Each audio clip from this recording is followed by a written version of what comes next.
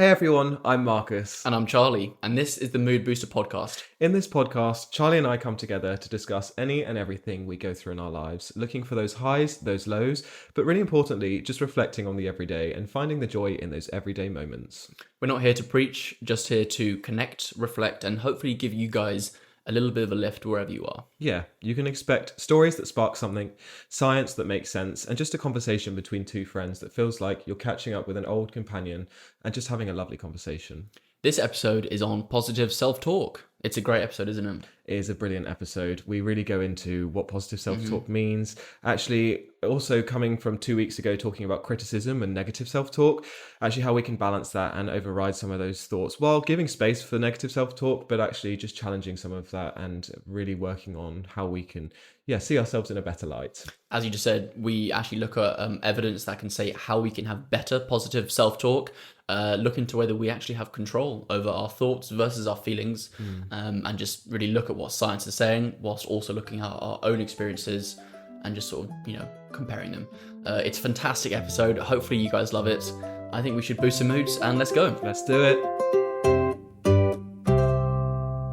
Hello everyone. Oh, Jinx. Oh. Welcome to the Mood Booster podcast. Episode 13. 13. Episode 13. Welcome back to episode 13. We are now well into our fourth month of recording. Fourth month of recording. Because we've done 3 months and now it's done 3 months. Yes. Happy welcome on our 4th month. Oh wow. How are we all doing? Exciting. Welcome everyone. Very good. Yeah, this is great. The excitement doesn't go away. We were just saying we were a little bit nervous actually prior to starting, weren't we? Look at that, we're nervous. Always are. Yeah, because I like you just said, I don't think it goes away because we are just excited to do something and to do it well. We are, aren't we? Yeah, and this week we are talking about. Positive self-talk. Positive self-talk. Oh, it's gonna be an interesting one, guys. Important. Before we talk about that, yes. How was your week, Marcus? How was my week? How's your week? We're getting straight into it. I want to know. Tell me. My week since last recording has been good. The big words are coming out today, aren't they? Did the triathlon, Blenheim Triathlon. Woo! Round of applause for us, please. Well done, everyone. Charlie's first triathlon. Yep. Congratulations, kind sir. Well done. My second, numero dos. And yeah, it was really fun, Blenheim Triathlon. So we drove down skirt on Saturday morning. Dream guest on my podcast. Sorry about it, guys. So yeah, drove over on Saturday morning and just had a great time. It was raining, but I feel like it helped with it was raining, vibes, it was chucking the down. energy, the nerves, all the things. It was really fun. And as a triathlon goes, we had the swim and then the cycle and then the run. And I was just really pleased with the whole thing. I got in my own head about the swim. I'm a strong swimmer, but when I get into the triathlon, apparently, because this is the second time of 2 that it's happened, I just am in the water not freaking out, but then I can't breathe, then I start freaking out because I can't breathe, and I think it's just a vicious cycle. And then because I can't breathe, I'm having to lift my head every 2 strokes, or even more frequently than that. So then my swimming just isn't as strong as it usually is. Having said that, I still did 750 meters in 15 minutes. So it's not the slowest, but still.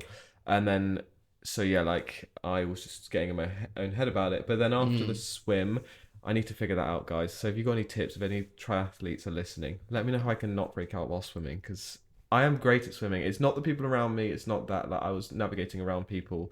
It's just something else which I can't put my finger on. Anyway, did the cycle, great time. Cycling in the rain. It was all either uphill pretty much or downhill. A nice little 7k loop. Just found it so fun, just constantly passing people. What was lovely about Blenheim was that it was just, I didn't know, having only done 2 triathlons, whether they're all like this, but it was just a lot of entry-level people, and it was beginner-friendly. There were people on all sorts of bikes, all sorts of abilities, all sorts of outfits. Not everyone in their tri-suits on their spectrum, wasn't it? £3,000 to £4,000 bikes. It was just way more than that. Some bikes are up nearly £10,000 mark. Well, no, but what I'm saying is not everyone. Most people weren't in those, which was nice. And it was just lovely, sort of saying, "Come on, well done," whatever, to people like I enjoy doing, and people reciprocating that. Yeah. A couple of people who looked at me and basically spat at my feet when I said that, but that's them, and let them. Let them. Yeah, and then the run was super fun as well. And just I came to life in the run because I like running and it was just sort of having a great time. Didn't want it to finish. So that was the triathlon, which was really good, fun. How wasn't did you find your first triathlon? Oh, I'm just gonna quickly jump in before I say about the triathlon. Jump in. Guys, I'm just gonna jump in.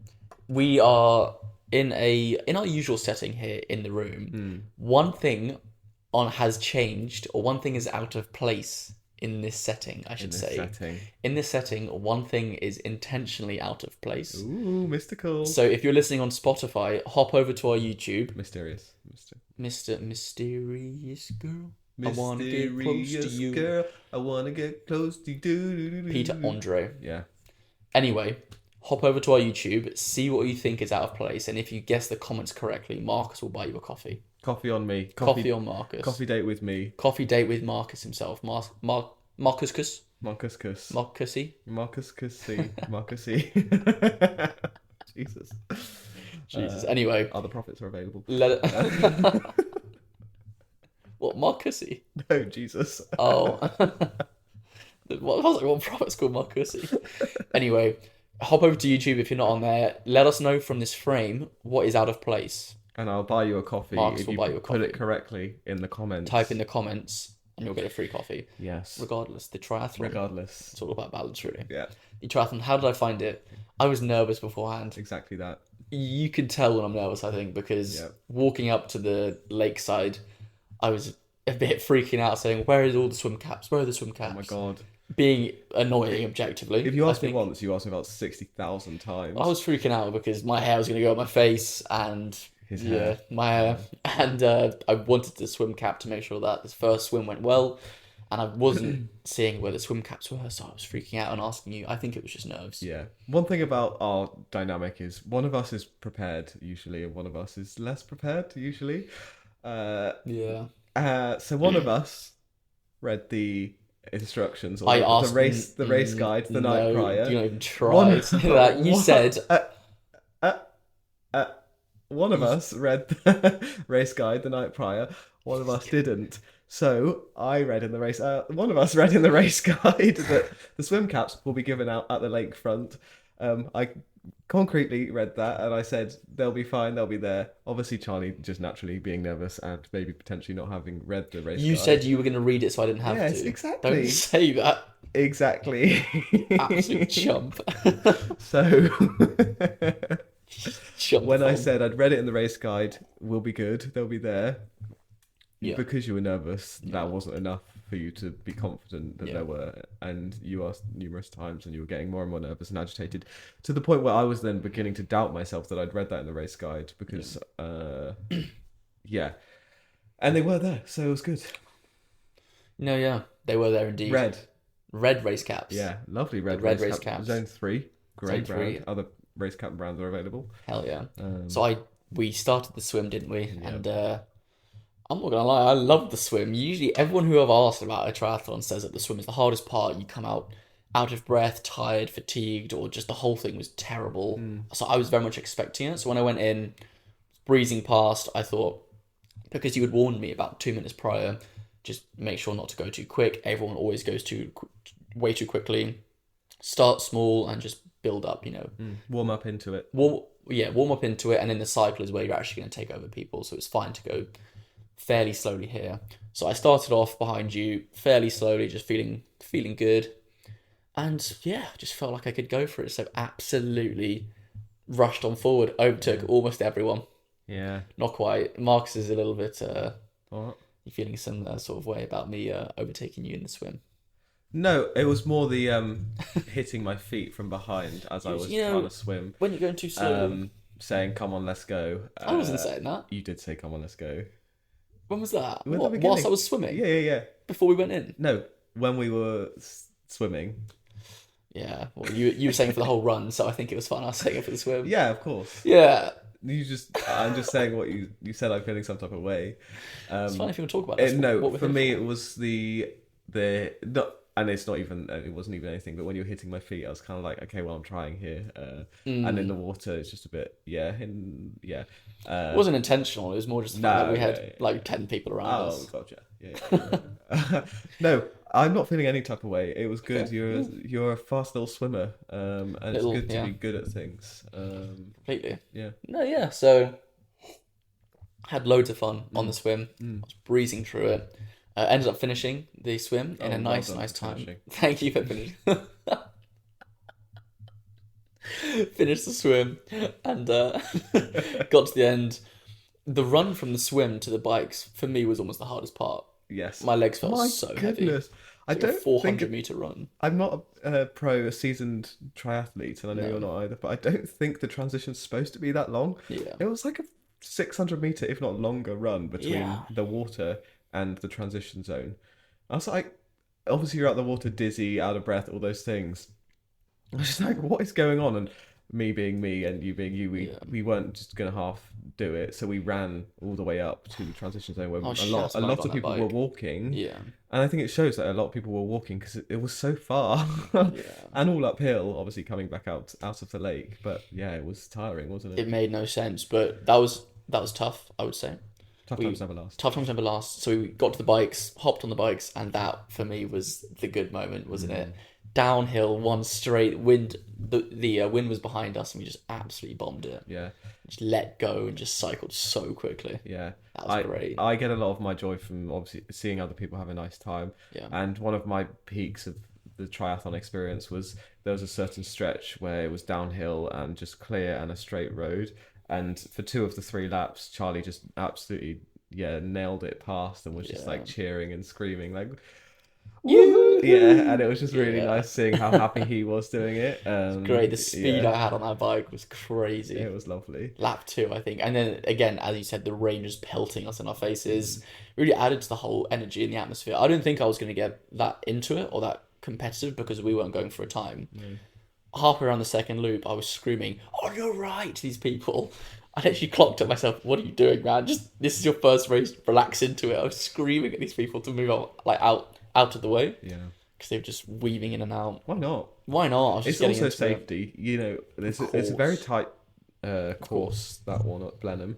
Yeah. So I was finding myself saying "on your right" lots, even just preemptively, even if they weren't looking like they're moving, just because you never know. It's better to be safe on those bikes. Better to be safe than sorry. Especially when it's raining and slippery. Of course. Slip sliding. Yeah. And then the run, that was hard. Yeah. I'm not gonna lie, that was tough for me. When I feel like how you were just saying about me in the swimming, saying "let's go, come on," that was me when you were running. You were like, "Come on, everyone, come on, Charlie, you're good." I'm not okay. Stop talking. Yeah. I was not in the frame of mind just to hear it. I was in a really bad way. Yeah, valid. And that was one point 5Ks. I was trying to do all the different motivational things throughout the run. And I could see you were in a certain type of way, so I just then put my energy into like supporting other people around us. Being like, well done, every person, and making a bit of friendly chit chat as we were running past people. Yeah. And then towards the end, I was like, okay, what else can I try? So there was this guy that you'd already said you'd been passing him in and out of on the bike. Like you'd been constantly passing. He was taking over me. I was taking over him. Yeah. And I could see him. I was like, okay, Charlie, he's only 100 meters ahead of us. I was like, what are your thoughts on passing this guy out in the last kilometer before we finish? And you just said something very like standoffish. Very sort of abruptly. I'm not feeling competitive today. If you want to be competitive, you go off or something like that. And I was like, I was not in the state of mind to hear "let's push it harder" because I was in such a bad way anyway. You know, come on, let's be this person. You go be competitive. I'm not doing that or something. And I was like, all right. Sorry for that one. We'll try something else. Apologies. That's all right. Don't worry. You saw me at the swim. Literally got out of the water in my head of the swim, and I was just. We all know I get in my own head very much, and my brain's going a million miles an hour, just being sort of thinking the things, but then thinking about how I'm thinking about the things, and then thinking about how I'm thinking about the things, and just being all of the things. Not thinking. So I was frustrated in the moment that I was getting in my own head about swimming. Also frustrated that Charlie, which is completely illogical, but Charlie, we'd been training together but hadn't been training anywhere near as long as me, had just completely overtaken me and then had just like gone ahead and finished, and I was just there like, what is going on? But that's just an innate competitive thing, and also comes back to, like I said to Charlie, had always been rubbish at sports when I was younger and feel like I'd had to train so much harder to be average than the average person, if that makes sense. So I had to train so much harder. So then it was kind of fulfilling that silly childhood insecurity of, see, look, I've been doing this for so much longer, and then this person just comes in and is immediately like, okay, I'm going to go now, bye, I'm swimming really fast. And then was just... but then was thinking that, and in the moment thinking that, winding myself up, being like, why can't you just be happy that it's going really well for him? Judging yourself for thinking a certain way. And it's just so silly because obviously, objectively, I am that way, and seeing him so happy on the bike was like an example of how I do really want you to succeed and do really well. But just, I think it was more coming from my own annoyance of my feeling like I have a lacking ability and winding myself up in the swim and getting my out of my depths and not a panic attack, but getting in a bit of a way. I was just then being annoyed at myself and projecting that onto you doing really well. But immediately clocked and was like, and in the moment was still annoyed, but within myself was like, well done on that swim, you did so well.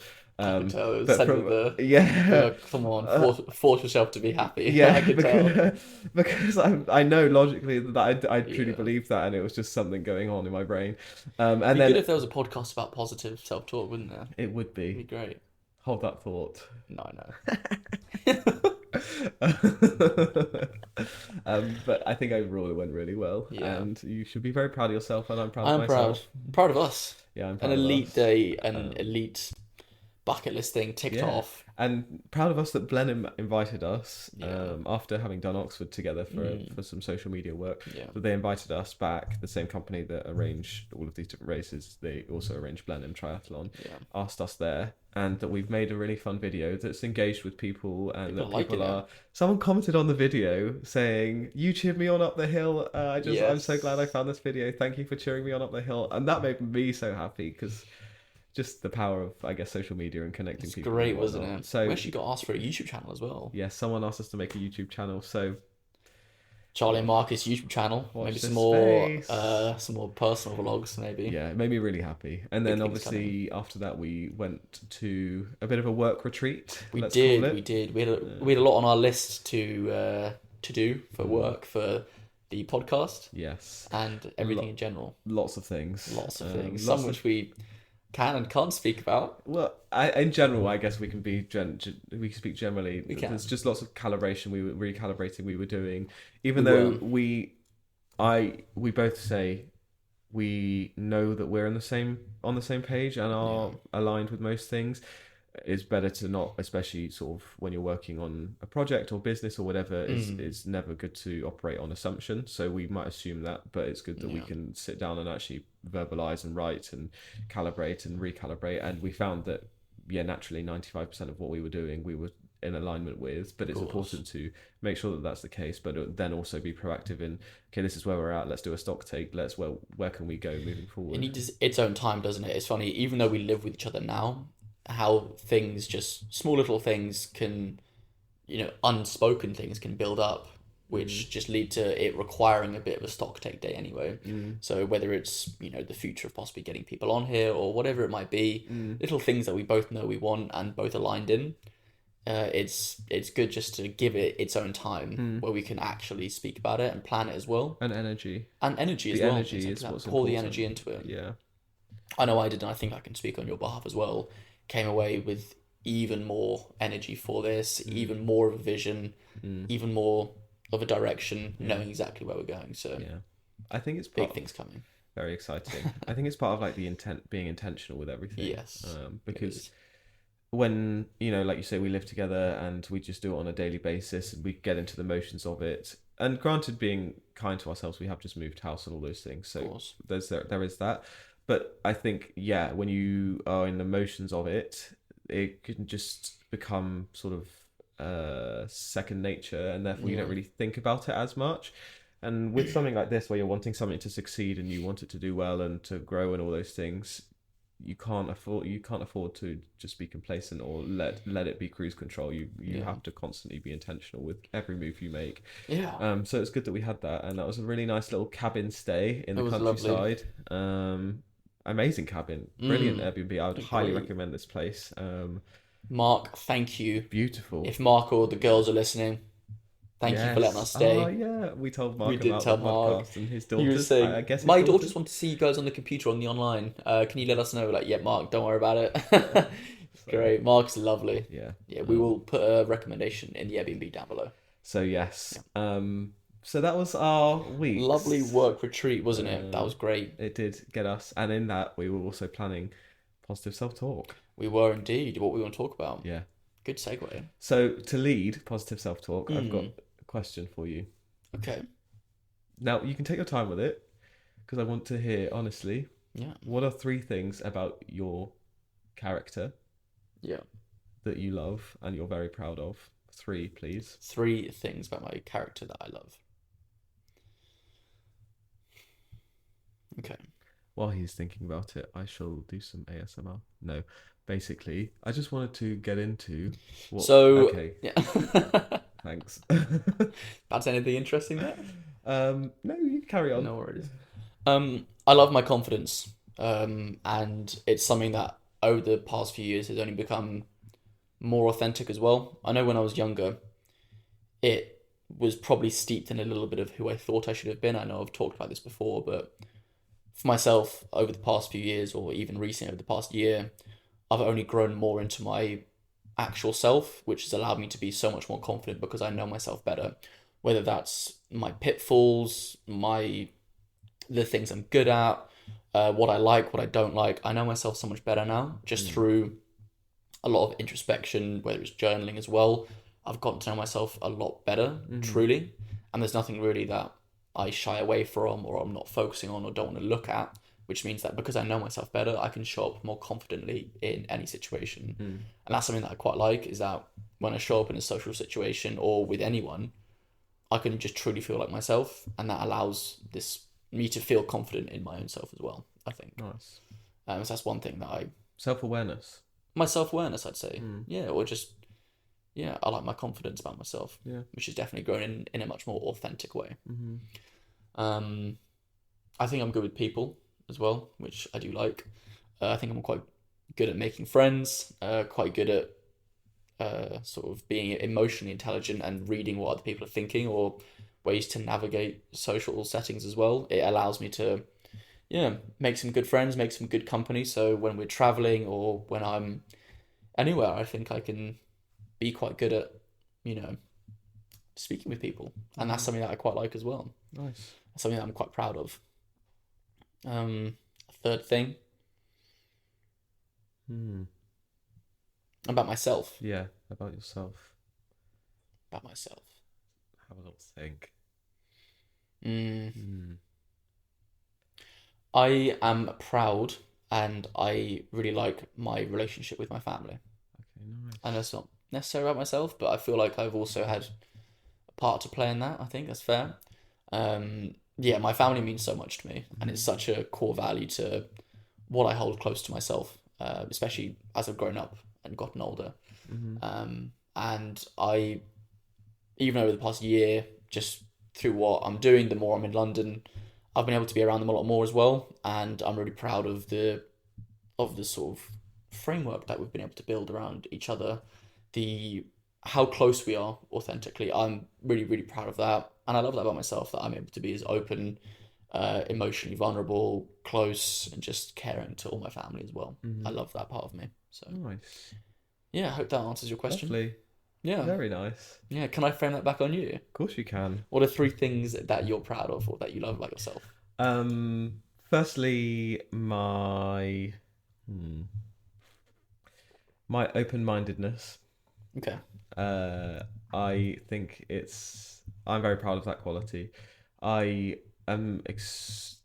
I try to be very open-minded, and in line with that, I think an adjacent quality, but I'll put them in the same, is my empathy.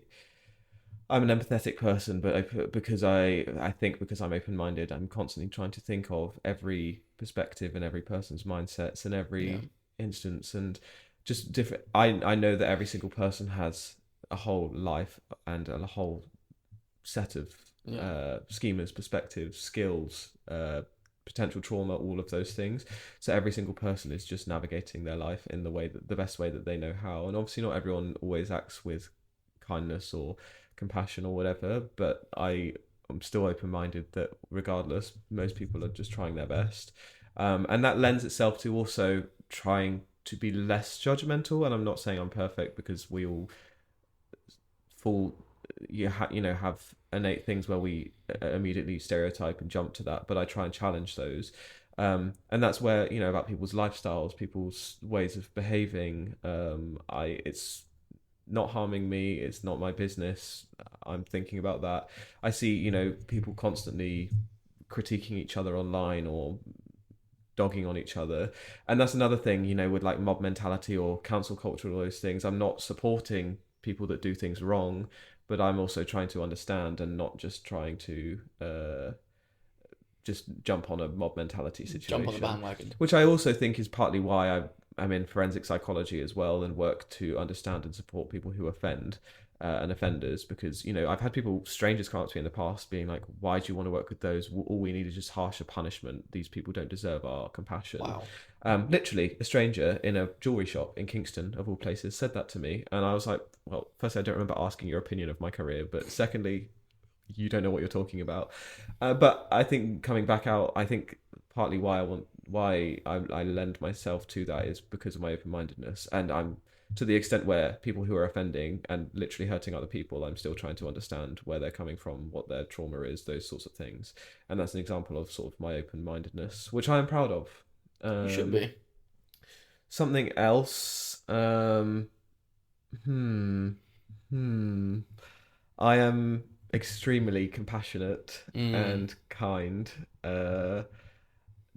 Sometimes to my own detriment, but I'm not here to be detrimental. We're not here to criticize. I want to look after people, and I care for people, and I want people to do well, and people that I care about to do well. And I am the people who I decide, are in that sort of arena of people who I'm close with. I champion and just want the best for them, and will try what I can within my capacity to do to support that and promote that. So yeah, I think that also lends with loyalty in that sense as well, like an avid loyalty. I think loyalty and integrity in that is so important in someone. So therefore, in myself, I'm extremely loyal. And look after people around me, which I think is amazing about myself, and I look for that in friends as well, because it's the reciprocity. You look for things in people that you value, because Anyway, I'm waffling. What's the third thing? I am extremely what's the word? Innovative. And what's the word? I wouldn't say entrepreneurial, but maybe entrepreneurial. I'd say you are, yeah. With less of the financial savvy side or the business side. I'm inventive. I think critically. I'm thinking, okay, how can this be redone? How can new ways of this be carried out, whether that's in a working capacity or creating things like creating the Monday Mood Booster Run Club. Just I find in settings where there's a group of people working together, I'm often the one leading. It's not a bad thing to say at all. Or leading or thinking, okay, setting the workload, or finding a way to do things more efficiently and effectively, and to optimize the outputs and all those things. So I guess that's more of sort of a work-driven thing as opposed to my own personal qualities. But I have initiative, and I'm very innovative in that sense, which I think has got me very far. I love that. Yeah. Got me a PhD, and has got me here. Has got me a run club. It's got me all these things. I'm very good at my paid job. It's a role that I kind of made for myself over the years with support from my employers, and I think I'm very good at all those things. So I love that. Yeah, all true. I can all say that's all. Thank you. All true. I was saying to you, it's quite funny. Whenever some people hear about the Run Club, you have, from what I've witnessed, people have a 50-50 reaction. Half people are like, oh, that's so cool. Half people are like, oh, Run Clubs are these dating sites now. All this sort of waffle that people say. There's Run Clubs everywhere. I think you said there's about 200 Run Clubs in London. That's completely, I have no Fair idea. enough. However many, maybe a few hundred Run Clubs. Yeah. Probably, we can guess that. There's what, 8 million people in London? Again, no idea. Yeah, there's millions of people who live in London. If you think about it, 200 people, let's say, 200 to 300 people started a club. What fraction that is out of millions of people? Yeah. It's cool that you're one of those 300 people. Yeah, well, I'm pretty cool. I do love myself, even though I look like a burnt chicken nugget. That's a great reference there from you. That's a great reference. Well, I think it's probably also important that we say why we're talking about positive self-talk. Yeah. Do you mind if I lead on this one? Please. Sorry to just interject, but I feel like it's important. Okay. So obviously a couple of weeks ago I spent quite a lot of time being real and authentic about my negative self-schemas or self-esteem, let's say. Yeah. And I did that for no particular reason other than to just do what this podcast is here to do. And I had an experience that triggered some internal beliefs that have always been there. And as such, wanted to talk about it because it helps to talk about it and it takes the power away, and that's exactly what we're here to do. I have had some very supportive messages, but also people saying it's really sad to hear you think like that about yourself, which is the case, and I know that it is sad, but I also believe that we as human beings, we as human beings, which we'll get onto today, are born are hardwired to think negatively, not only about situations, but about ourselves. And yes, it's sad to hear people you love saying those things about themselves, but it's a reality that people have those thoughts. Now, what we do with that reality is a different thing, and that's why we're here today to talk about positive self-talk. But yeah, I just wanted to, for the sake of also balance, make sure that it was known, and I think as a really nice activity, talk positively about ourselves and I love that. Explore how that can be helpful and what that actually means and what it looks like in terms of research, but also our own experiences. Because I don't want to portray. I think often also, as we're getting used to destigmatizing mental health and all these things, when someone comes online and says, I've got this problem, or I have this negative self-belief, because people don't readily talk about that and availably talk about that, it seems like a big thing, and it's still like, oh my god, this person thinks that they're ugly, this person thinks whatever, this person has anxiety or depression, that's a big thing. But actually everyone, or a lot of people, are navigating this on a daily basis but just don't talk about it. So I don't want it to be like a big, Marcus walks around daily thinking he's this and this, but because I've mentioned it, that it's just that I've mentioned it, I've taken the power away from it. It doesn't need to be bigger than that, but because, like I say, we're not used to these sorts of conversations, it still feels like a really big thing maybe for people to listen to. So in the sake of balance, it will just be really nice to think about what we like about ourselves and talk about actually how positive self-talk can be helpful, but also how it can counteract and work against some of these more innate negative self-beliefs. We had a very interesting conversation at the cabin, which we can go into a little bit more later on.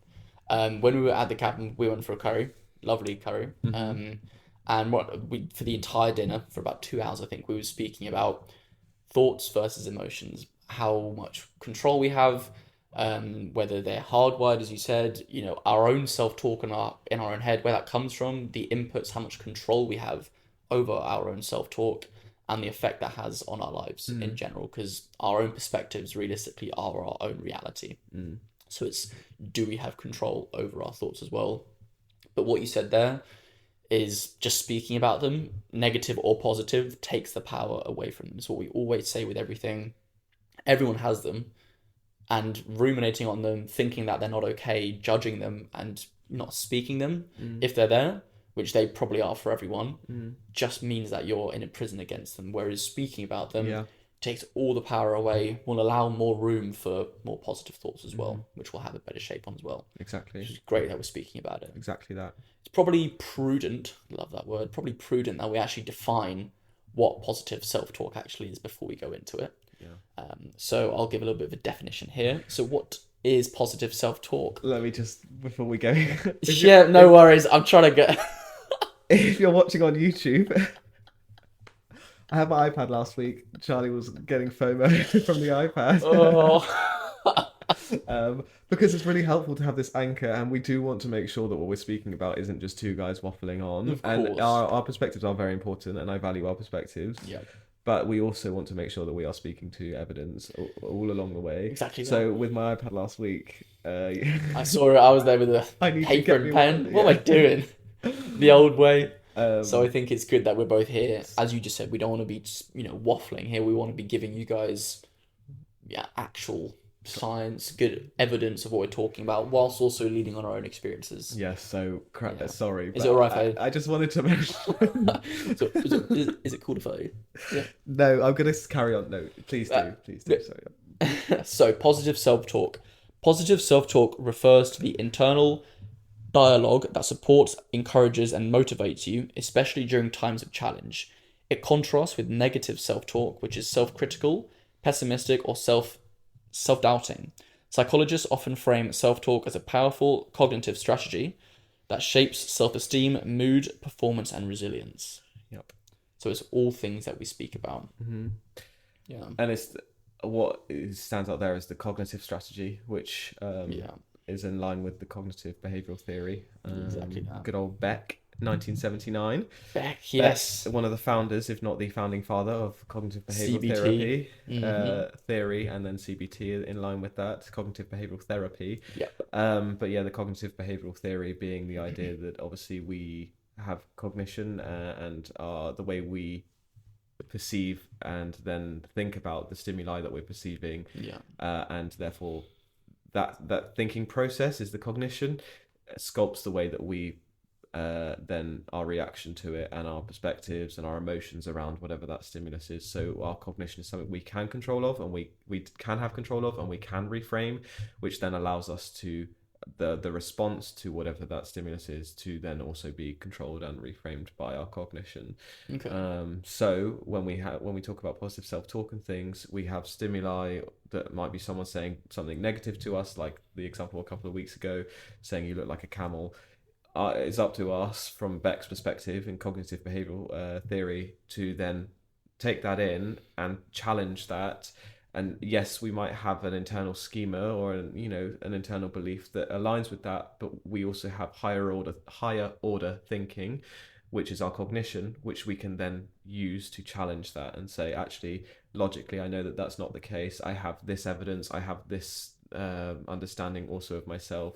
I'm going to challenge this knee-jerk reaction within my brain that thinks it's true and think otherwise, and allow myself to give myself positive affirmations, positive thoughts, and speak positively to myself, because then it will reframe how I think about or how I respond to that situation, in this case being told I look like a camel.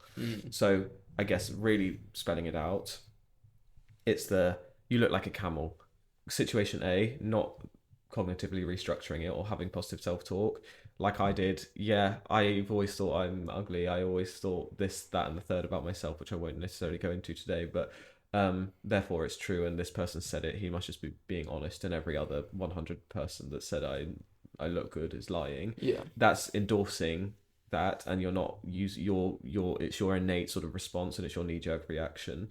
When you then have positive self-talk, which is a higher order thinking, like you just said, and the cognition, it's bringing that in and saying, yeah, God, that might be true. Actually, pause. No, I have this evidence. Charlie's mum said I'm handsome.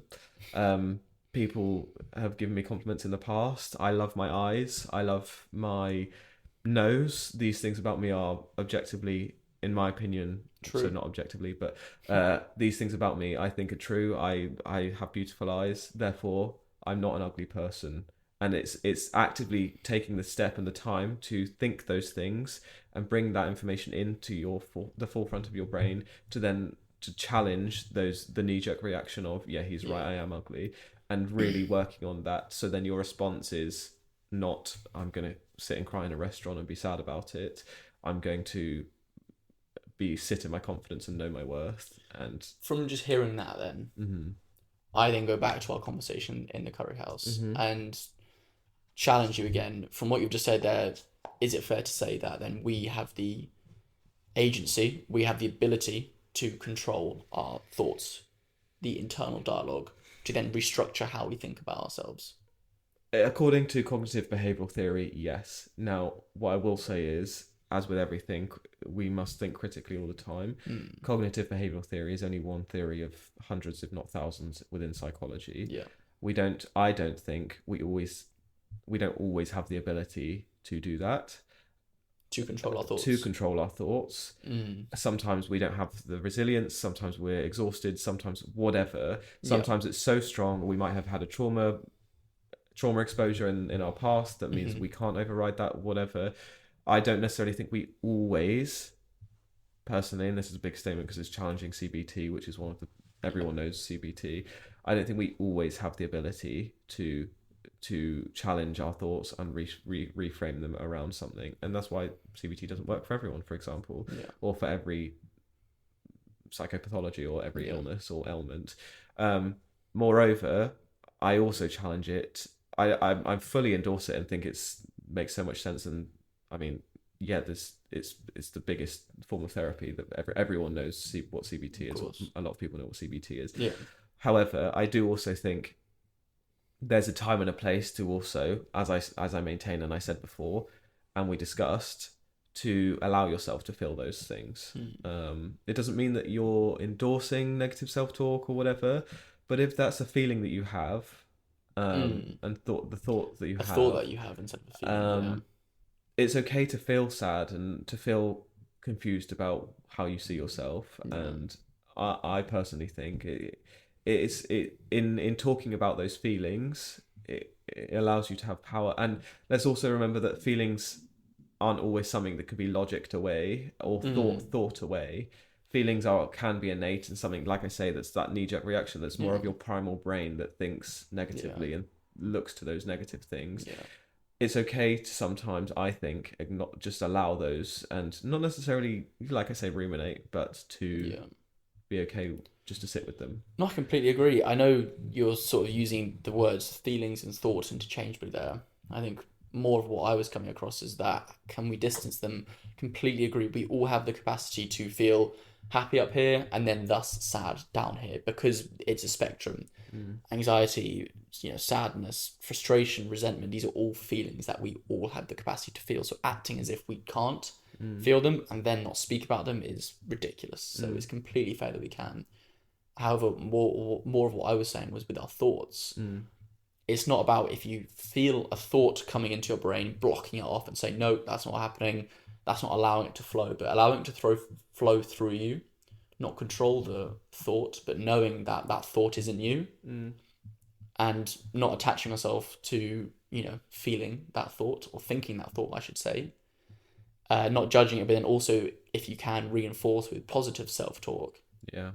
We have seen, and there's research which we can speak about, how even in quick, small amounts of self-talk or positive self-talk can help reinforce behaviors, not to get rid of the feeling sad, but your thoughts, I believe, that we have more control over. Feelings, completely agree. We all have the capacity, but I do want to try at least challenge you and say that I think we can separate our thoughts and our feelings. I don't know that they're inseparable in that sense. I think so. The innate thought that I have about myself that's self-deprecating, I think it's married to sadness. The self-deprecating thought. It doesn't mean that I'm being deterministic and I always need to feel sad about it. But it's the process. So I think what I'm thinking is the process. So that's the thought that I have, which then leads me to be sad. But I can then sit in that sadness for a moment, but then also challenge that thought at the same time as being sad about it, and then proactively work against it, while also acknowledging that I am sad about it. Of course. And that's okay. However, moving forward, I can challenge it and then move to a more neutral, if not happy space. Okay. With work from cognitive structuring and positive self-talk and those sorts of things. Yeah. I don't know if that's answered your question. I don't see it to be like this is the negative thought that I have, which can be associated with an emotion. If I just restructure that thought, then I don't have to feel that emotion. I see it more of a sort of a process. Like, they are kind of married to each other. Thinking I'm ugly is a sad thing to think. Yeah. Therefore, I feel sad about it. but it doesn't mean that I always have to feel sad, but because I'm then coming in and restructuring that thought or challenging that thought, but that sadness is still there in the first instance. Yeah. And if it's there in the first instance, I don't want to ignore it and say that it's not there, because it is there. Yeah. But it doesn't mean that I'm not trying also to overcome that thought. So when you say that in marriage, do you think that one comes first, or do you think that they're there simultaneously at the same time? Well, according to the cognitive behavioural theory, the thought comes first. Yeah, and then the feeling stems from it. Yes. So in that way, then, if we're... I don't know if I fully agree with that. No, I'm not sure either. Because... Sorry, carry on. No, but well, then, leaning on that, through that theory, is it then saying, because we can control our thoughts, then we almost have the ability to control our emotion? Is that what it's saying? Control our thoughts. Because if the thought comes first, if you have the ability to control, i.e. shut out negative emotion or negative thoughts, you can then not feel negative emotion. Is that what it's saying? Yeah, according to the theory, if you can, the whole CBT is restructuring your negative adversarial thoughts, so then you feel better about whatever that stimulus is, and therefore behave better towards it. Yeah, I'm not sure I completely agree with that. I mean, I don't think that the therapy is ever trying to get you to pretend that those feelings aren't there associated with. It's just it's acknowledging that those thoughts lead to adversarial perspectives or feelings, and saying, how can those thoughts that lead to that be reshaped so they don't always lead to... It's not... I don't think it's ever trying to sort of completely always quash out feeling sad. But I do also think... I don't... Going back to your question just before, I don't always think that the thought comes first. I think, like, we've done... We know that the amygdala...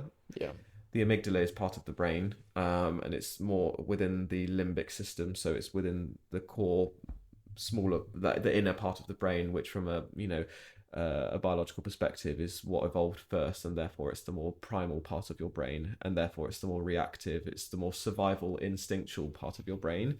I think I'm not a neuroscientist or a neurobiologist or whatever, no, but that part of your brain is the knee jerk. It's the shortcut. So it's not the thinking part.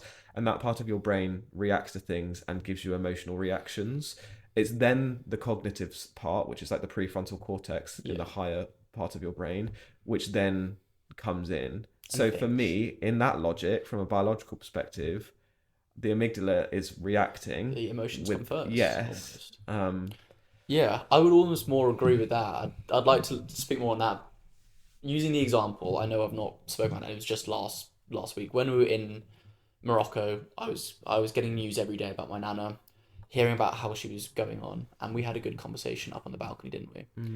It was a very, very emotional conversation. Tears were shed, very much so. And I remember the feeling was just, I was sad.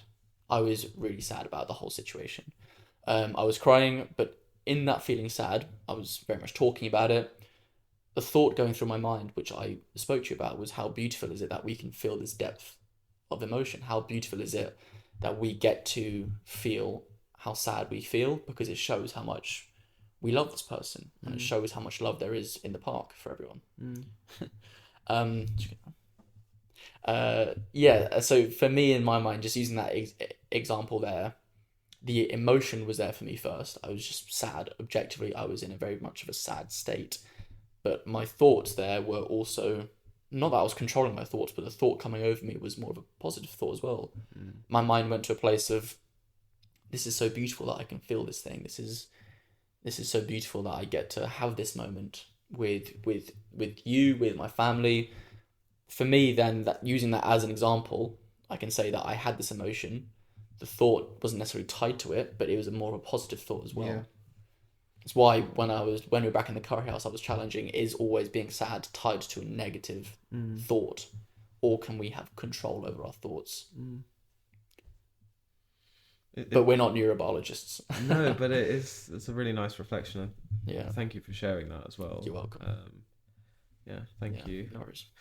Yeah, I don't know the answer to that. I think it's just a really nice human experience that you've had, that there's sadness there, that is an innate feeling, that response that you were having, but how you've been able to see the beauty in that sadness, Yeah. thinking how beautiful it is. Yeah. Um, It's a thought. I do subscribe. I do believe that the sadness inherently, yes, we're adding logic to how beautiful it is, but there is still some sort of, which I can't put words to, but some sort of internal feeling which isn't pleasant No. with sadness. Is that a thought or a feeling, though, is what I'm trying to differentiate. For me, it's a feeling. Yeah. Your body's, you're literally crying, and your heart, then there's Yeah. the sympathetic nervous system potentially reacts where potentially heart rate goes up, adrenaline, fight or flight, those sorts of things. Not always, but if you're feeling a sadness, which are all internal responses, yes, you're then adding the positive logic, which is really beautiful to do. But I wonder, and I don't know the answer, these emotions, which are potentially, in my opinion, driven internally, innately, whether, yes, we're adding that logic later, but do they come with sort of a default positive, negative side? What thought associated to them? No, internal sort of reactions. Oh, so like when you're happy, that something waves over you and you can't even explain. It's just like I feel my body feels warm right now, and my heart is fluttering, and I've got butterflies. So we associate positivity to it. Physiological things that feel good in our body. Well, then maybe it's important for us to try and challenge what, as I think it's more of a Western society and culture, associate positivity to happiness and negativity as sadness. There was a really, really good interview I watched a while back. It was I'm pretty sure he was a monk, and I know we were speaking about how we can't all be monks in these mountains who are in this enlightened state, but this monk was being interviewed, and he was asking, "Are you happy?" And he was pausing for a little bit of time, and he basically came back and said, "I don't know how to answer that, because for me, happiness isn't the goal. Peace is. Happiness is just as much there as sadness is. As we've just said, we have an innate feeling, a good feeling of when we feel of when we feel happy. It's you feel brighter, lighter. You feel like you can spread more joy. Now, do we associate that to positivity? Very much so. Yeah. But that means that we then have to associate the opposite, sadness, to negativity. Whereas it might be interesting to try and challenge that, saying there can be just as much positivity to sadness, to those feelings, because it shows that we can feel it. Whereas the actual positivity is how much peace do you have versus chaos, peace and chaos. That could be an interesting one to look at. Yeah. I know it's not what we're talking about today, but it's about challenging what we associate the goal. Is chasing happiness the goal? But I don't think so. I don't think you think so either. Finding joy in the everyday, though. Oh, there we go. Imagine there's a podcast for that. I'd listen to that straight away. I could do with boosting my mood. It's an interesting one. Yeah. Yeah. Feeling every emotion, that's what we're here to do. Exactly that. And not running away from them, which is exactly what it sounds like this interview was saying. Which is exactly what we're here to do. And why positive self-talk is part of all of this. It is. Network of things that we go through. It's plethora, it's myriad.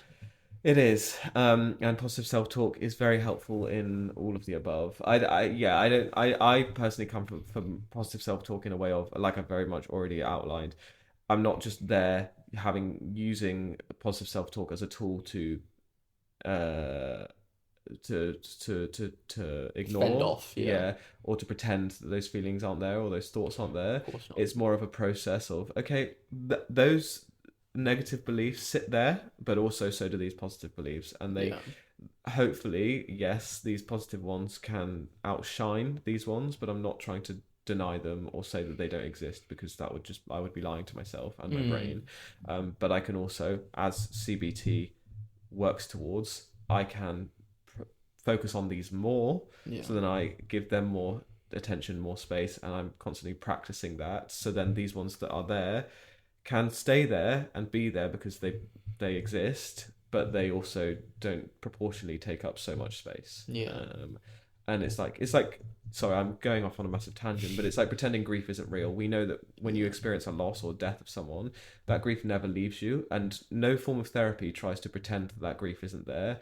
It's all about working around it and how we can shape our lives around those things. Yeah. And I believe the same with negative self-beliefs. They're always there, and it's not something we can complete. Personally, I don't think we can ever get rid of them. But how can we shape our lives, and how can we shape our cognition and thinking to live around them, so we can be happy. And I think it's nice to feel that joy and feel that confidence, which is why, full circle, from saying 2 weeks ago, I think I'm ugly, those things exist in reality in my brain. However, I also have all of these positive thoughts about myself, which are beautiful. And notice when you asked me 3 things I'm proud of, they were all my qualities about either myself or how I treat other people, and not about my appearance, because that's what's important, really.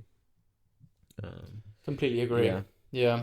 Speaking to some evidence, I think would be helpful. Good to do, on the positive self-talk, and I think both of us for this, which you can obviously tell already from how we've been speaking, we're both sort of fascinated by the neuroscience of it. Yes. And how the neuroscience plays such a key part in the influence of positive self-talk, or how positive self-talk helps us. So I guess breaking it down for those that aren't neuroscientists, and don't get me wrong, I know I have a PhD, but neuroscience is not my strength either. So we're all learning here. We're all here to learn. So we have the prefrontal cortex, which I've already mentioned. It's one of the higher areas of the brain.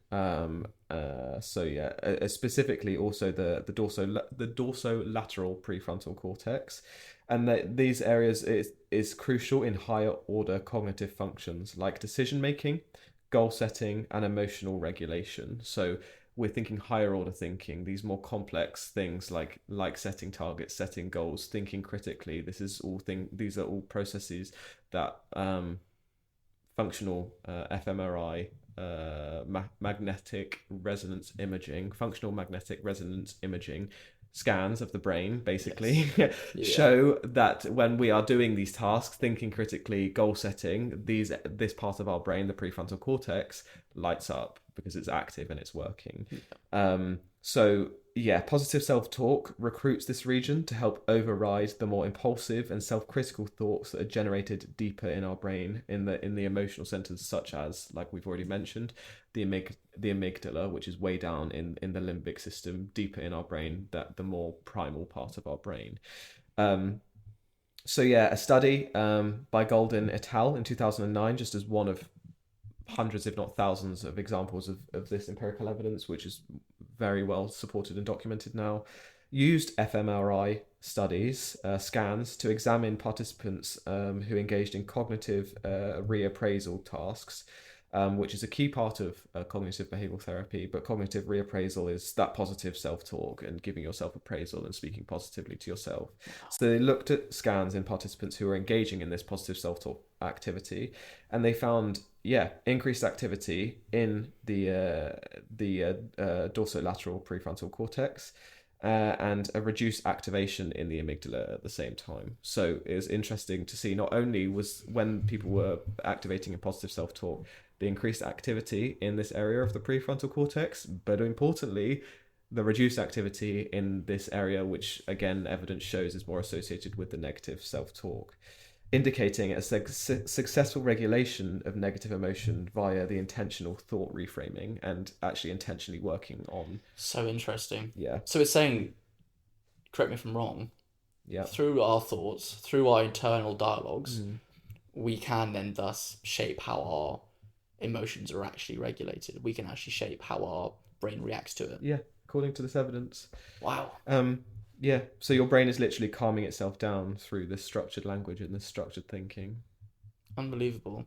How does that sit then in terms of, because I know something that we're really big on is if you have this feeling, or if you have this feeling, you just, of course we want to speak about it, we want to let it sit there as well, versus what this evidence is saying is actively take, or sort of proactively talk to yourself in a way that would reduce this emotion.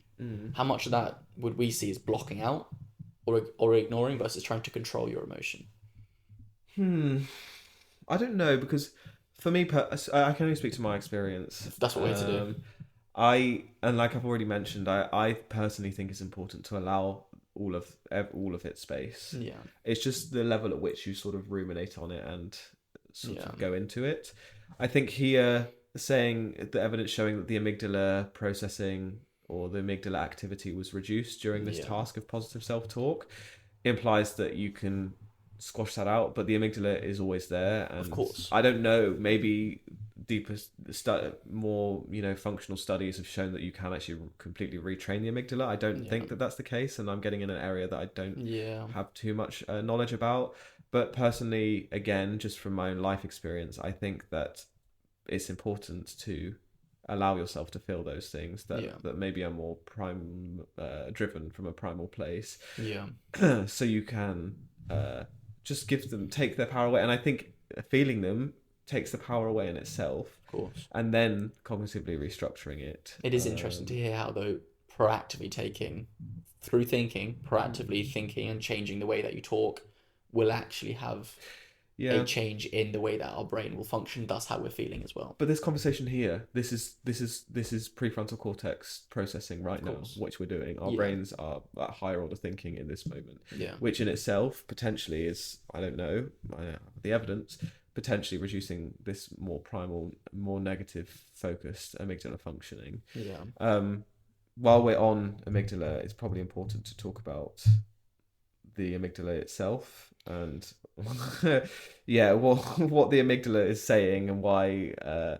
Basically, research is showing, again, from an evolutionary perspective, my favorite perspective. It is, we are born with this negativity bias, which comes predominantly from the amygdala. So it's evolved our amygdala in our brain.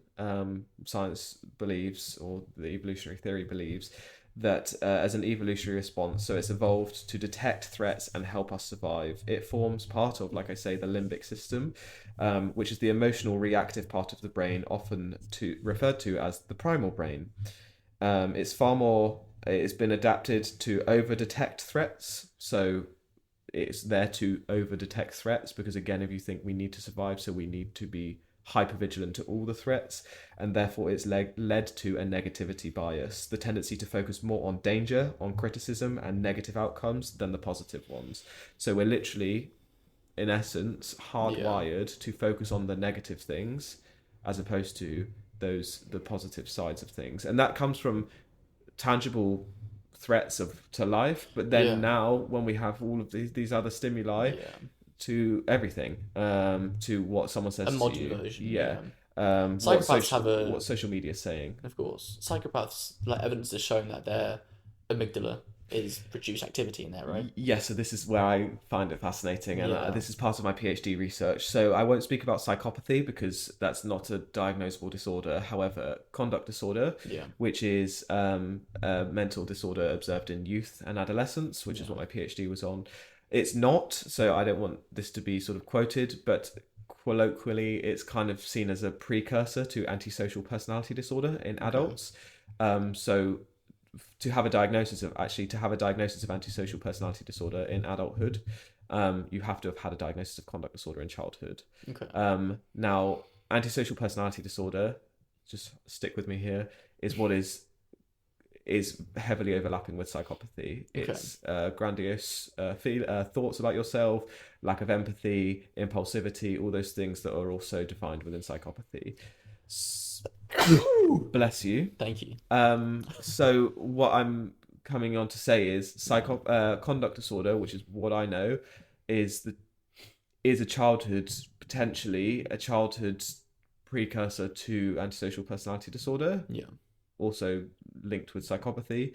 There are two versions of conduct disorder, and interestingly, research has shown that these two versions, amygdala functioning significantly varies between these two different versions of conduct disorder.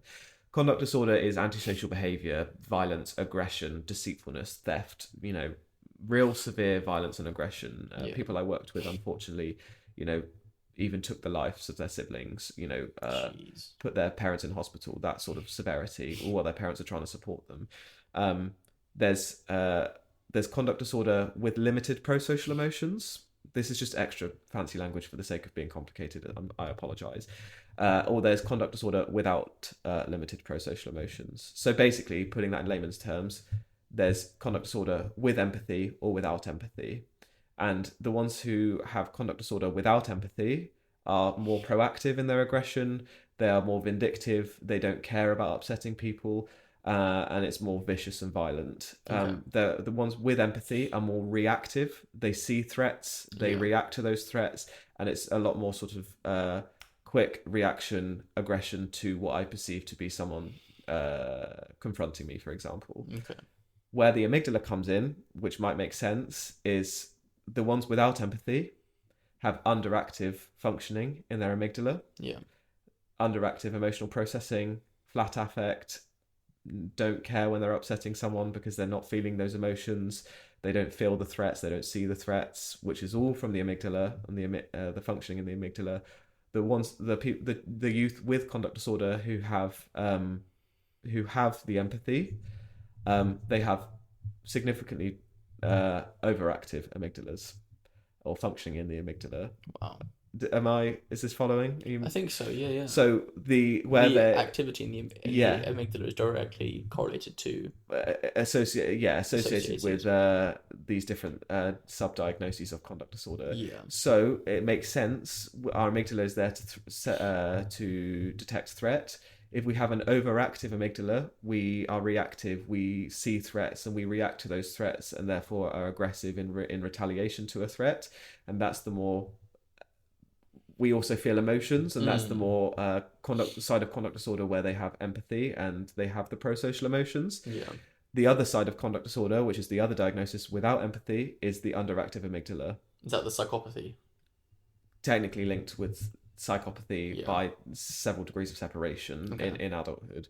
Yes. So to answer your question in a very long way, psychopathy, yes, is linked with the lack of empathy, lack of emotional regulation and processing, which is linked with reduced amygdala functioning, the emotional recognition, the threat sensitivity. Yeah.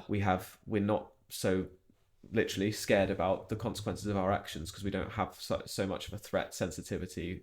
Our amygdala is under functioning. One of many different bits of research into the risks and causes of not only conduct disorder but antisocial personality disorder and psychopathy.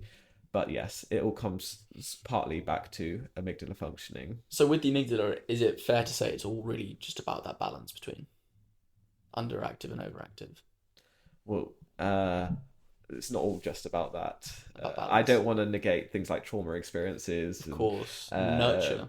Yes, and triggering these predispositions. Yes, education, peer exposure, social learning theory, all these other parts of psychology which are heavily influential in our development, and research also supports their influence on things like conduct disorder and psychopathy. However, in terms of a neuroscience perspective, amygdala heavily influential.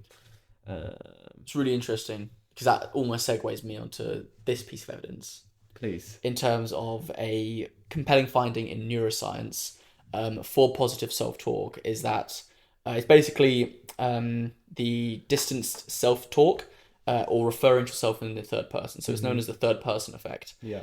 So there's been research showing that basically using your own name activated less amygdala activity, indicating that psychological distance through language changes how our brain experiences emotional stress. Love that. So essentially, if you're in a situation where it's emotionally stressful, using your name in the third person, so for instance, myself saying, "Come on, Charlie, you can do this, you are strong, you're confident," all these things, actively using your name in the third person, basically, helps your brain experience less emotional stress, as opposed to saying, "I can do this, I can do this." It's quite interesting. The self-distancing theory, it basically, emotional experiences are typically processed from a self-immersed perspective, which amplifies the emotional reactivity. So distancing yourself allows us to process these negative emotions in a less emotionally charged way, which then leads to better coping, emotional regulation as well. I love that. It makes so much sense as well. It all stems from the amygdala. It does. And genuinely, it's actually something that I do. I'm not even trying to push some sort of I do this, I do that. Yeah. When we looked at this research, it genuinely sat with me like thinking, I know I can think back to whenever I've been in times of stress or emotional challenge in general. Yeah. I can think back to me literally speaking to myself as if I'm the third person saying, come on, Charlie, you can do this. I think it also sits quite well with the idea of you observing these emotions or observing these feelings or thoughts, sorry, is just having it there, in front of you, quite objectively. You can look at it and say, come on, Charlie, you can do this, look at it there. It's like you're almost out of your own body. It allows for more regulation of my own emotions as well. And it's research, Kross et al. 2014. That's what I find fascinating is that, we have theory that shows, like you've said, about the self-distancing theory and how whatever, that being able to distance yourself gives you more of like an objective perspective and less emotional, whatever.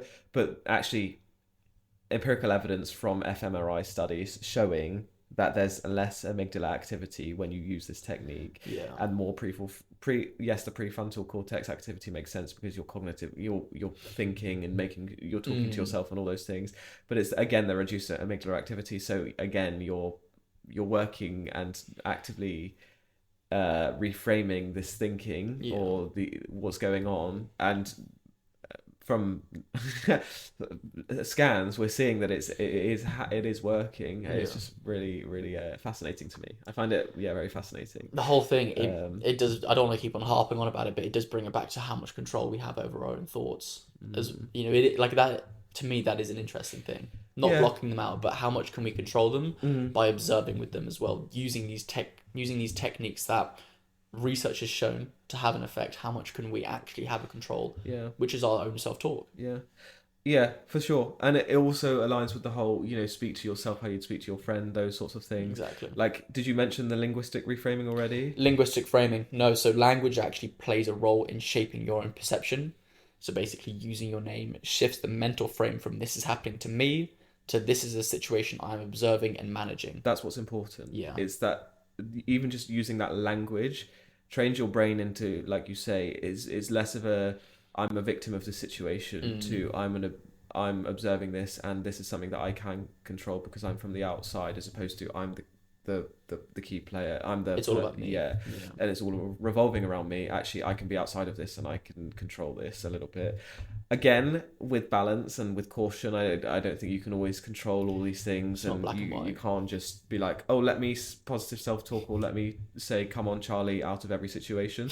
It's okay to feel grief. It's okay to feel like you're a rubbish person sometimes. That's, I think, okay, and we're allowed to do that. But also there's a time and a place, as we said before, to then pick ourselves up and say, okay, I felt that. Now, Charlie, how can I feel good about myself? Charlie, you're a good person. You're this, that, and the third. Completely agree. It's good that when you get to that point, you have these sorts of these techniques in your arsenal to fall back on, to say, okay, I'm processing it, I'm fine to sit with this, but how can I actively work through it? It's the framing, it's the working. And as you just said there, talk to yourself how you talk to your best friend. If you can actively, say your name as if you're your own best friend, give yourself advice, you can then observe it and sit with that feeling or thought more objectively and work through it. Yeah.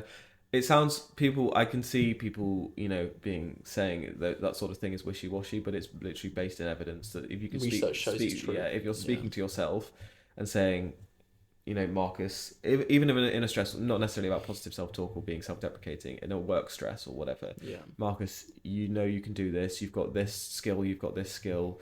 It will pass. All of these things. Come on, you've got this. And speaking to yourself in that instance, the second person, not the third person. Yeah. Again, it feels a bit uncomfortable or a bit sort of happy clappy, but if evidence is showing it works, have you not heard happy clappy? Do you pick up what I mean by it? I do, yeah. then why not lean into it and use it, and it's worked for you. And one extra extension from that is I've seen on a TikTok trend or whatever, naming your brain. This is really interesting that you've said that. Really interesting that you've said that. Why? There's this basically, from what I've seen or heard from someone who's actually involved in the mindset coaching or the mindset space, they literally say if you can name your brain or name a part of you or the negative feeling, if you can give it a name and shut it off, then you can actually talk to it and say, okay, this negative thought, I'm going to call him George, for instance, or whatever.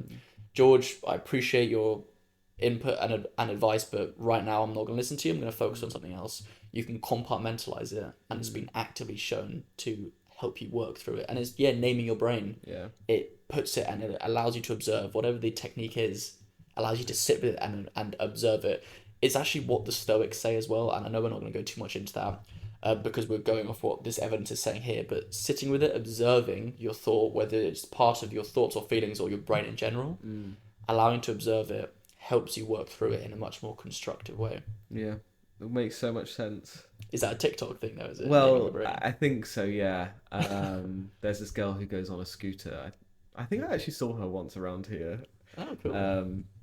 Anyway, regardless, she goes around on a scooter doing these positive affirmations and whatever, and giving people advice. And one of her things was saying that she names her brain, so when she's feeling a certain way, she can, exactly like you're saying, not detach, but speak to her brain, reframe from a third person perspective, and say, okay, this is how you're feeling today, but not allow that to define her or whatever. I just thought it was really fun. We actually, I don't know if you remember, we did that. We were speaking about that at Run Club, Run Your Mind Run Club ages ago about naming our brains. And I can't remember why I named my brain, but I think mine was like Herbert the Third. Yeah. Oh, we were, weren't we? Yeah. Herbert the Third. I think I named my brain. Anyway, I was getting off on a tangent. I think it's also nice to say that we've spoken a lot about neuroscience and the different brain functioning, but just on a general sense as well, there's research that just generally shows positive self-talk, or participants who engage in positive self-talk, or elements of CBT, cognitive behavioural therapy, were found to have significantly reduced levels of stress, anxiety, depression, or markers of all of those things, and increased markers of things like optimism and productivity. We'll put the reference, but Shapira and Mongrain in 2010 is one of, again, thousands of studies that will have looked into this. But people who worked with individuals, 63 in this example, who were working on self-compassion and optimism, they did all of these tasks on compassion and optimism, and they were compared against people who had a control intervention where they were just asked to write about an early memory and reflect on that early memory, and they were given like a battery of different tests, and 1, 3, and 6 month follow-up, and even at the 6th month follow-up, these individuals, compared to the control people who just did a self-reflection task, the ones who engaged in positive self-talk and an optimism task, were found to have higher levels of things like the productivity and optimism and self-acceptance, and significantly lower levels of self-criticism, depression, levels of relationship dependency, even anxiety. All of these different tests showed that all of these adversities were reduced significantly at 6 months compared to people who didn't engage in these activities.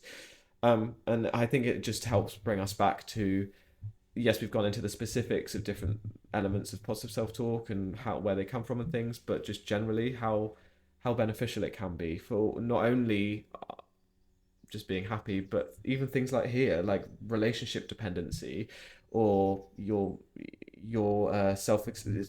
depression levels and anxiety levels are all found in this research, but countless other studies as well. And it's so important to have these elements of positive self-talk, and I'm always a champion for other people and saying this is how you're amazing, and try to, as such, I know I could always be better at doing it to myself, and try to do more so, which has also been really helpful in our friendship, because we're each other's big champions. Really interesting that you just said that, because I think it highlights a bigger, broader topic, that these things that happen, whether it's your relationship, marriage, a good job, those things don't bring you to happiness. It's your own internal dialogues will stem these things which we associate with happiness, but actually it's how you talk to yourself. Your own positive outlook on life will then bring those things, if that's what you want, of course. There's a book I'm reading. It's Ikigai, it's called, or it's the belief in Ikigai. I'll just quickly speak on it. It's basically a Japanese a sort of term that is used for, it doesn't directly translate, but it's basically happiness in life, a sort of key to happy life. Within Ikigai, there are 5 pillars. I won't list them all, but one of the pillars is small things, basically starting out small and just appreciating the small things in life. And little things in that will roll over. And so essentially, it can be small little daily things or practices of gratitude or positive self-talk. If you do this every day, just in a small way, it'll build up, and the bigger things look after themselves. It's what we say: focus on the small things, the bigger things look after themselves. Overall, if you do this, you have better ikigai. Research has shown from this book that the more ikigai someone has, the better their sort of relationships are, the better job they have, the more content they are with their own community, their lifestyle, the longer they live as well. It all ties into the blue zones. I know we can probably speak on that in a separate episode. But yeah, it basically says that your own positive self-talk, how you frame your own mind, actually has a tangible impact to all of these markers that we see to bring happiness, whether it's your community, your relationships, your jobs, all these things. So is what you were saying effectively. What I was picking up was that these things actually are a byproduct of your own self-talk. Very important. And I think thinking critically about that, one might argue, well, you're more happy, so you're gonna answer a survey saying that you have a happier relationship and you're more happy in work. But I think sort of thinking from a rounded perspective, this study, what I think is one of the good measures that it used is relationship dependency, which isn't necessarily measuring your happiness, because there's a correlation there, but the direction of that correlation we wouldn't know. Whereas this is more of the dependency is showing sort of potentially. Someone might argue that dependency is actually a good thing, but dependency, is sort of if they have that reduced dependency, it shows the independence and the ability to function independently and be able to just find all of the things in your life by yourself, and that relationship complements that, but isn't what's vital and needed. And that's why I think that was a helpful marker there, because all of those other things about like job satisfaction and relationship happiness or satisfaction overall, that could be, you could be saying, that's, I'm happy in that because I'm happier overall because of ikigai. We don't know the direction there, if that makes sense. Whereas something like relationship dependency is, I think it allows you to understand a bit more that... It was, so I believe the research actually looked at it was 50,000 participants, so it was very much a wide range. It wasn't necessarily looking how happy you were, but just overall your marital status. And I know that's very much older sort of thought of being married means it's a good thing, which it necessarily isn't if that's not what you want. But I think from the cohort that they were looking at, everything, your job status, your marital status, things that we can objectively see as, is it better, like, are you, whatever it is, are you married at an older age, if that's what you're wanting. It was looking at this wider group of people and saying the more ikigai they have, the typically better they are functioning in all sorts of different realms. But it comes down to what you were saying with your own self-talk as well. The little things. Very, very, very cool. I'm looking forward to reading that book. Yes, I'll be done with it soon, so you can read it. Yeah, you're storming through it, aren't you? I'm loving it. It's absolutely brilliant. Yeah. Again, it does lend itself to affirmations, manifestation, gratitude, all things that we can tangibly practice that have been seen to have a real world impact on our own lives. For sure. Yeah. Nice. Yeah. I think that's a good place to talk about mood boosts. Mood boost. What's our mood boost for the week? Yes, that's lovely. Sure. How interesting. What was your mood boost for the week? My mood boost is for my mum.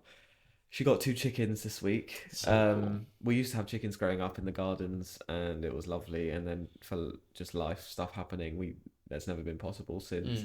But yeah, she's got 2 chickens, and it's really nice seeing them in the garden. And yeah, my brothers in the family group chat were going through all these different names, and none are coming to mind. But obviously, them being the comedy geniuses they are, were just very quickly reeling off all of these different chicken names that could have been. Yeah, that's quite funny.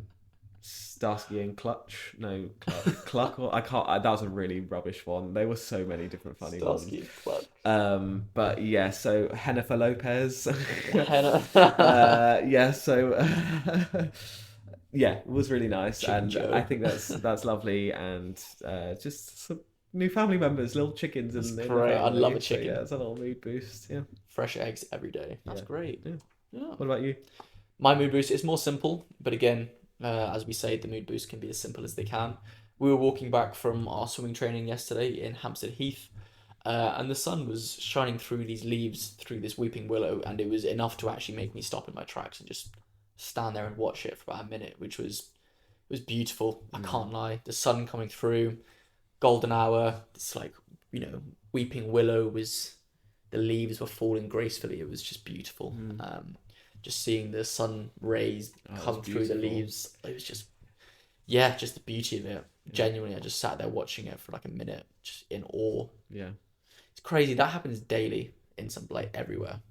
Of course, you can always be in a great place, but that somewhere in the world is always happening. Whether it's a sunset, a sunrise, sun bouncing off the water, beauty everywhere. It is. And be able to recognise that, I loved. So, simple one, but that was my mood boost of the week. Nice. Boosted my mood. Lovely job. Yep.